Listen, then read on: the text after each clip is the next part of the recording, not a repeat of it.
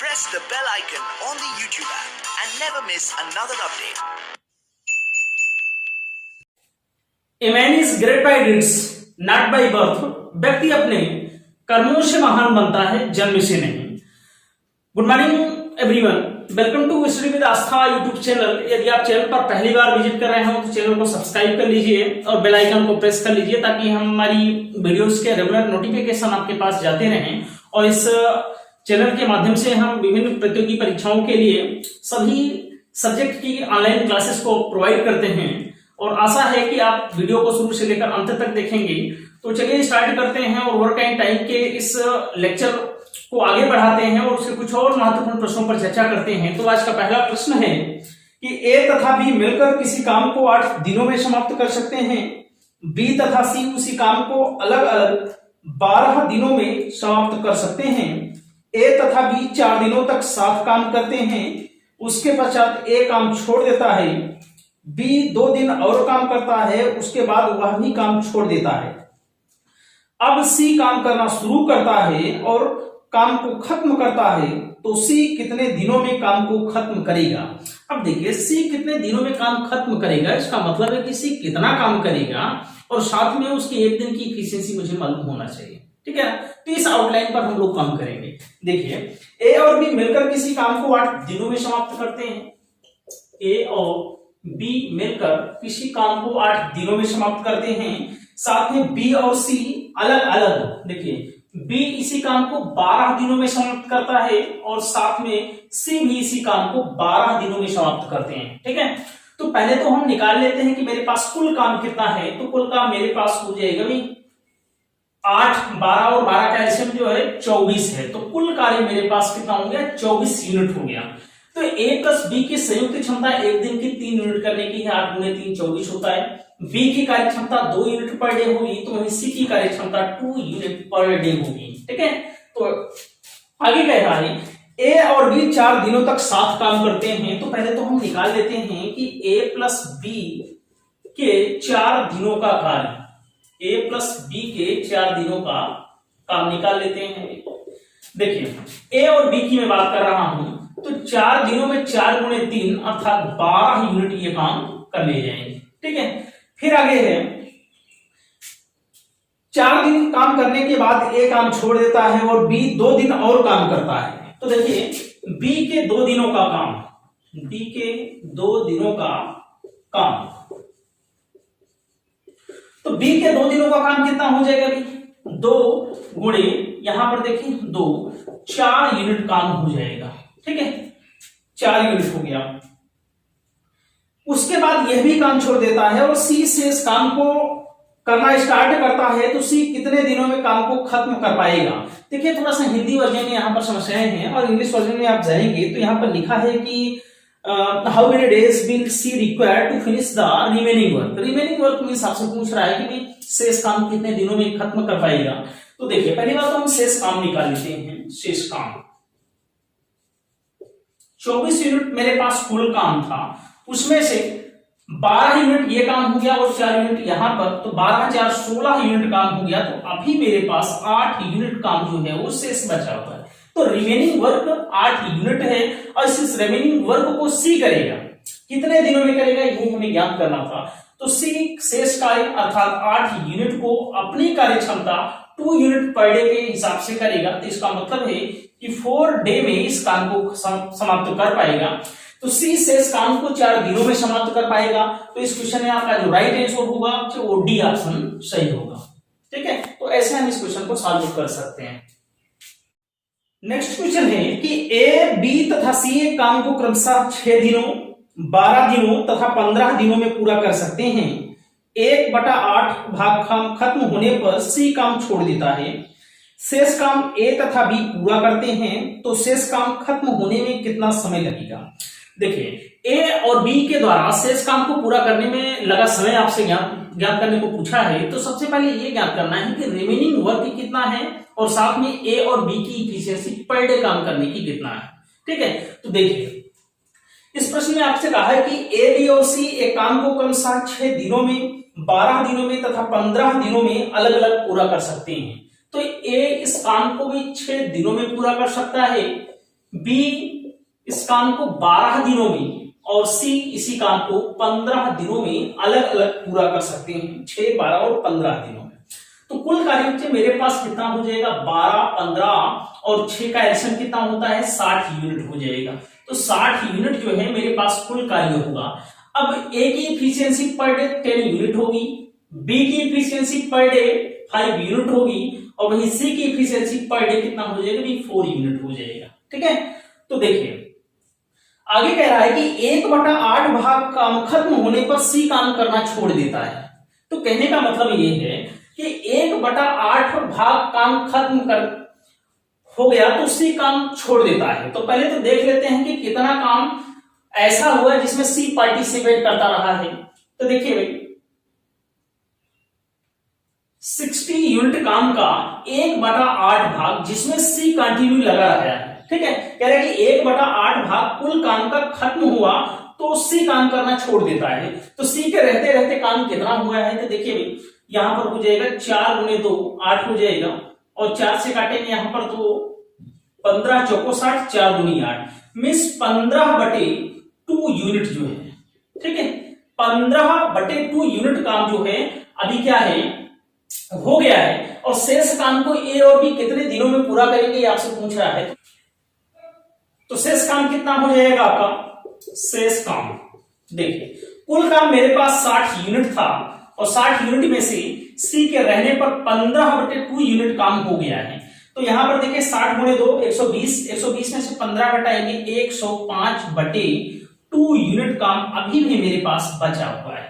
अब इस 105/2 यूनिट को ए और बी मिलकर के कितने दिनों में खत्म करेंगे, तो देखिए ए और बी को करना है शेष काम 105/2 यूनिट और इनकी पर डे कार्य क्षमता करने की 10, 5, 15 यूनिट करने की है। ठीक है, तो 105/2 × 15, 15 × 7 105 होता है, मीन्स 7/2 का मतलब हो जाएगा आपका 3 सही 1/2 मीन्स 3 सही 1/2 दिनों में ए और बी शेष काम को खत्म कर लेंगे। इस प्रकार से आपका जो राइट आंसर यहां पर होगा वो सी ऑप्शन राइट होगा।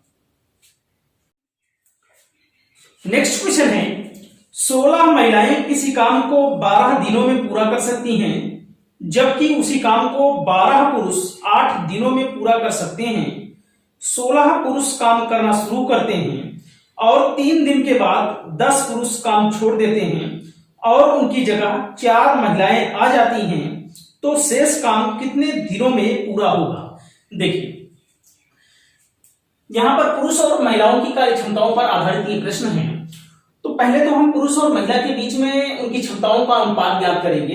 कह रहा है कि 16 महिलाएं किसी काम को 12 दिनों में पूरा कर सकती हैं।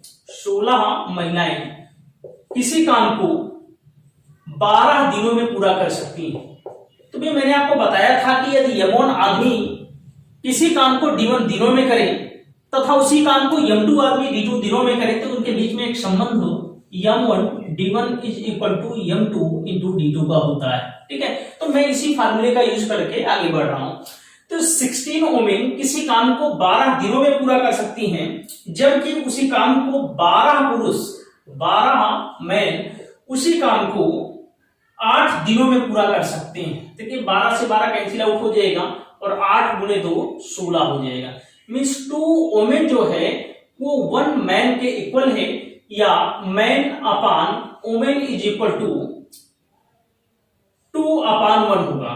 मीन्स मैन एक दिन में 2 यूनिट काम करेगा तो वही वुमेन एक दिन में 1 यूनिट काम करेगी। तो पहले तो हम कुल कार्य निकाल लेते हैं। तो यहां पर कुल कार्य मेरे पास कितना हो जाएगा, कुल कार्य देखिए 16 स्त्रियां किसी काम को 12 दिनों में पूरा कर सकती हैं तो 16W × 12 करेंगे। देखिए हम क्या करते हैं कि मैन के स्थान पर 2 पुट करेंगे और W जहां होगा वहां पर हम 1 पुट करेंगे। ठीक है, तो 16 × W का मान यहां पर 1 है × 12। तो भाई देखिए 16 × 1 16 × 12 192 यूनिट मेरे पास कुल कार्य होगा।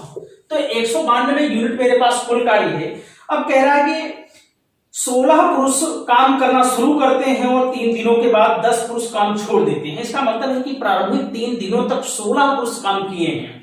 तो भाई 3 दिनों में 16 पुरुष के द्वारा किया गया काम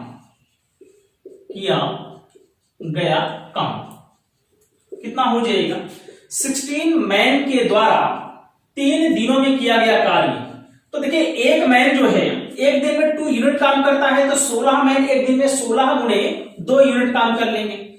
16 गुणे 2 गुणे 3, 16 गुना 32 गुणे 3, 96 यूनिट जो है काम ये कर लेंगे।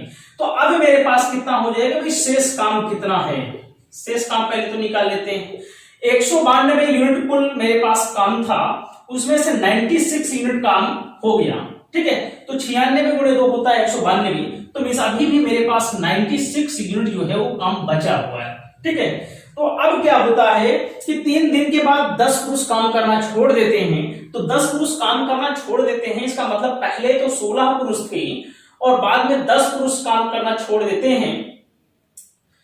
शुरुआत में कितना थे? 16 पुरुष थे और बाद में 10 पुरुष काम करना छोड़ देते हैं, तो शेष पुरुष कितने हो जाएंगे भाई? शेष पुरुष अभी कितना बचे हैं जो काम को आगे प्रोसीड करेंगे? 16 में से 10 छोड़ देते हैं तो 6 मैन अभी भी बचे हुए हैं, तो 6 पुरुष अभी बचे हुए हैं और साथ में कह रहे हैं कि 4 महिलाएं और आ जाती हैं, तो 4 वुमेन हुए। देखिए 3 दिनों के बाद 10 पुरुष काम करना छोड़ देते हैं, तो पुरुष 6 बचेंगे और साथ में 4 महिलाएं और आ जाती हैं। अब ये मिल करके 96 यूनिट काम कितने दिनों में पूरा करेंगे ये आपसे पूछ रहा है। तो भाई कहा है अंतिम लाइन में कि 3 दिन के बाद 10 पुरुष जब काम छोड़ देते हैं तो उनकी जगह 4 महिलाएं आ जाती हैं, तो शेष काम को कितने दिनों में पूरा करेंगे। तो देखिए जब ये मिलकर के एक दिन में कितना यूनिट काम करते हैं, पहले तो हम ये निकाल लेते हैं। देखो मैन जो है एक दिन में 2 यूनिट करता है, इस 6 गुणे 2 12 हो जाएगा, प्लस 4 गुणे 1 4 में 16 यूनिट ये काम एक दिन में कर पाते हैं, ठीक है। 6 मैन और 4 वुमेन एक दिन में 16 यूनिट कार्य कर पाते हैं, तो ये 96 यूनिट कार्य करने में कितना दिन लेंगे? तो डी की संख्या ज्ञात करेंगे भाई 96/16, तो 16 गुणे 6 96 होता है, मींस 6 दिनों में ये शेष काम को पूरा कर पाएंगे। और इस प्रकार से आपका जो राइट आंसर यहां पर होगा वो बी ऑप्शन सही होगा, ठीक है। नेक्स्ट क्वेश्चन है, P और Q मिलकर एक कार्य को 6 दिनों में कर सकते हैं। Q और R उसी कार्य को 60/7 दिनों में तक कार्य कर सकते हैं। P ने शुरू में 3 दिनों तक काम किया, फिर Q और R काम को समाप्त करने के लिए 6 दिनों तक कार्य करते रहे। R और P द्वारा उस कार्यों को पूरा करने में कितने दिनों का अंतर होगा? कहता है कि मतलब R और P अलग अलग इस कार्य को अगर खत्म करें तो कार्य को समाप्त करने में कितने दिन का समय लगेगा, मतलब इनके बीच में अंतर पूछ रहा है आपसे, ठीक है। अलग अलग अंतर पूछ रहा है आपसे। देखिए P और Q मिलकर किसी काम को 6 दिनों में कर सकते हैं। P प्लस Q मिलकर के इस कार्य को 6 दिनों में कर सकते हैं। Q और R इसे Q प्लस R इसे 60/7 दिनों में कर सकते हैं। तो यहां से हम निकाल सकते हैं कि भाई कुल कितना कार्य है, तो 6 और इस 60 का एलसीएम ले लेंगे तो कुल कितना हो जाएगा भाई? 60 यूनिट मेरे पास कुल कार्य है। अब देखो P प्लस Q की कार्य क्षमता एक दिन में 10 यूनिट होगी, तो वही Q प्लस R की 60/7 करेंगे तो यहाँ पर 7 यूनिट पर डे होगी, ठीक है। तो P प्लस Q एक दिन में 10 यूनिट काम करते हैं और Q प्लस R एक दिन में 7 यूनिट काम करते हैं। आगे कह रहा है कि P ने शुरू के 3 दिनों तक काम किया। अब देखिए यहाँ पर कहीं भी P की एफिशिएंसी अभी मालूम नहीं है, क्योंकि हमें बाद में याद करना है, लेकिन अगली लाइन से निकाल सकते हैं कि Q और R काम को समाप्त करने के लिए 6 दिनों तक कार्य करते रहे। Q प्लस R काम को समाप्त करने के लिए 6 दिनों तक कार्य करते रहे, तो Q प्लस R के 6 दिनों का काम कितना है? 6 दिनों का काम, तो भाई 6 गुणे 7 P Q प्लस R 7 दिनों में 6 यूनिट पर डे के हिसाब से 42 यूनिट काम करेंगे, ठीक है। ये 42 यूनिट काम हो गया।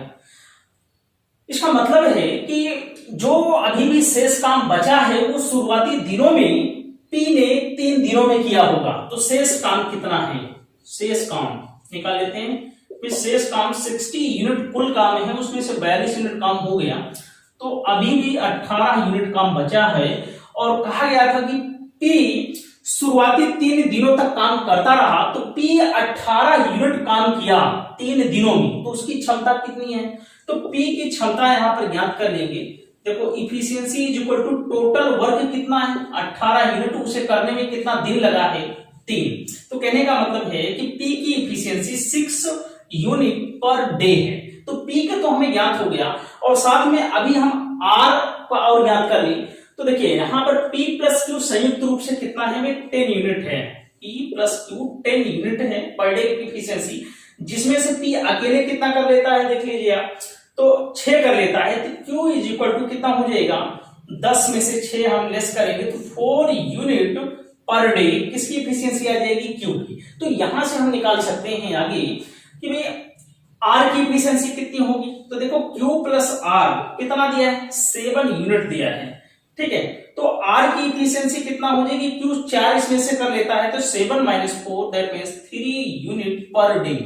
तो देखिए यहां पर हमारी आ गई, किसका किसका हमें ज्ञात करना था, P की इफिशियंसी पहले तो ज्ञात करना था, और साथ में R की इफिशियंसी 3 यूनिट पर डे और P की इफिशियंसी 6 यूनिट पर डे है। अब देखिए P अकेले इस काम को करने में अगर करे 60 यूनिट को और अपनी क्षमता 6 के हिसाब से, तो इसे कितना समय लगेगा, 10 डे का समय लगेगा, ठीक है। और R की बात करते हैं, R 60 यूनिट को अपनी इफिशियंसी 3 यूनिट पर डे के हिसाब से करेगा, तो इसे 20 दिन का समय लगेगा। और क्वेश्चन में लास्ट में पूछा गया था कि P तथा R को अलग अलग काम को समाप्त करने में कितना दिनों का अंतर होगा, तो 20 - 10 दैट मींस 10 डे का अंतर होगा। और इस प्रकार से आपका जो राइट आंसर यहां पर होगा वो ए ऑप्शन सही होगा। नेक्स्ट क्वेश्चन है आपका कि यक्ष किसी काम को 24 दिनों में पूरा कर सकता है। जब उसने 4 दिन काम कर लिया तब Y भी उसके साथ शामिल हो गया। यदि समस्त काम 16 दिनों में पूरा हो गया तो Y अकेले उस काम को कितने दिनों में पूरा कर सकता था। पहले तो कुल काम निकालना है और साथ में Y की इफिशियंसी पर डे और उसी से डिवाइड कर देना है, तो Y इस कार्य को कितने समय में पूरा कर लेगा वो हमें ज्ञात हो जाएगा, ठीक है। तो पहले तो कुल कार्य निकालते हैं। देखिए ऐसे प्रश्न में क्या है कि हमें मानना पड़ेगा कि कुल कार्य मेरे पास कितना है, 24 यूनिट है, ठीक है। कुल कार्य मेरे पास कितना है, 24 यूनिट, कुल कार्य 24 यूनिट मेरे पास है, ठीक है। आगे कह रहा है कि जब उसने 4 दिन काम कर लिया, मिस यक्ष ने जब 4 दिन काम कर लिया तो उसके बाद Y भी उसके साथ शामिल हो गया, और इस प्रकार से पूरे काम में 16 दिन का समय लेता है, ठीक है। अगर शुरुआत से यक्ष शामिल हो और अंतिम तक अगर शामिल हो तो यक्ष इस काम को 24 दिनों में खत्म कर पाएगा। इसका मतलब है कि यक्ष की कार्य क्षमता कितनी है, यक्ष की कार्य क्षमता कितनी हो जाएगी, 24 यूनिट काम को 24 दिनों में पूरा करता है। इसकी मतलब है कि 1 यूनिट पर डे इफिशियंसी यक्ष की होगी। तो शुरुआत के 4 दिनों तक यक्ष अकेले काम करता है, तो यक्ष के 4 दिनों का कार्य कितना हो जाएगा, यक्ष के 4 दिनों का कार्य बराबर 4 यूनिट हो जाएगा, ठीक है। अब शेष काम कितना हो गया, शेष काम 24 में से 4 यूनिट काम पहले ही हो गया, तो इसका मतलब है अभी भी मेरे पास 20 यूनिट काम जो है वो शेष बचा हुआ है, ठीक है। तो शुरुआत के 4 दिन यक्ष अकेले काम करता है, उसके बाद इसके साथ Y भी शामिल हो जाता है, और इस प्रकार से जब Y शामिल होता है तो काम को खत्म करने में केवल 16 दिन का समय लगता है। तो 16 दिन का समय लगता है, इसका मतलब है कि शुरुआत में 16 दिनों में 4 दिन तो काम किसने कर लिया, यक्ष ने काम कर लिया। तो यक्ष प्लस Y जो है कितने दिनों तक काम किए होंगे, 12 दिनों तक काम किए होंगे। 16 में से 4 दिन पहले काम हो गया, तो 12 दिनों तक यक्ष प्लस Y काम किए होंगे। तो देखिए यक्ष प्लस Y 20 यूनिट काम को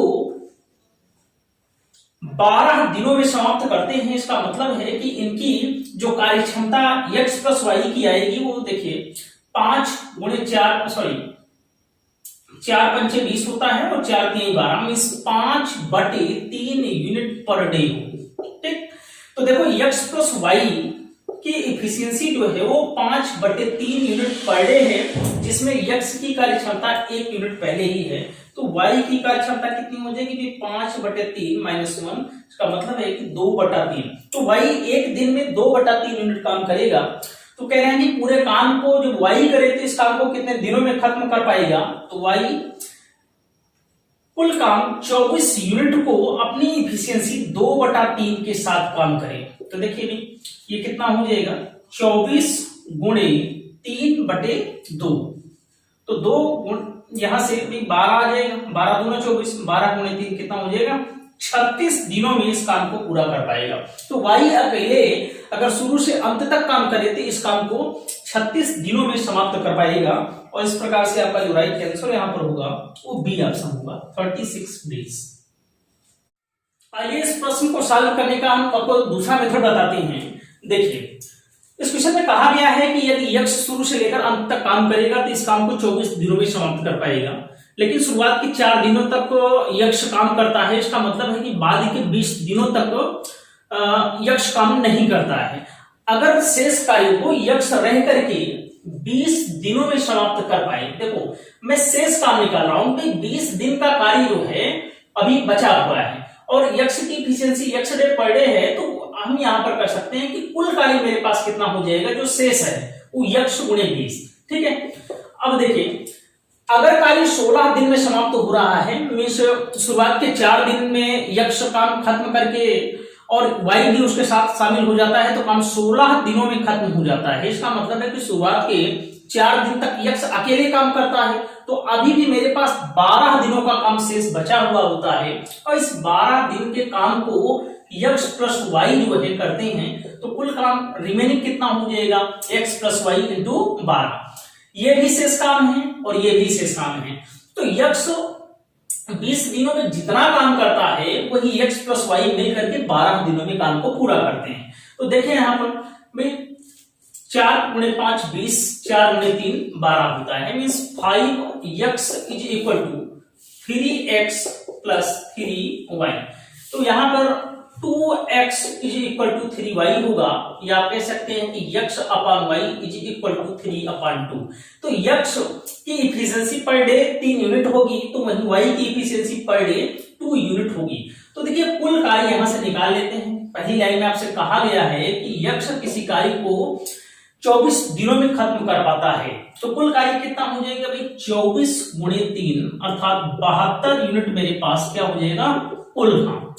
अब इस 72 यूनिट काम को अगर y अपनी 2 इफिशियंसी पर डे के हिसाब से काम करेगा तो कितने दिनों में खत्म कर पाएगा? क्योंकि आपसे पूछा गया था कि y अकेले इस काम को शुरू से लेकर अंत तक करे तो कितने दिनों में खत्म कर पाएगा।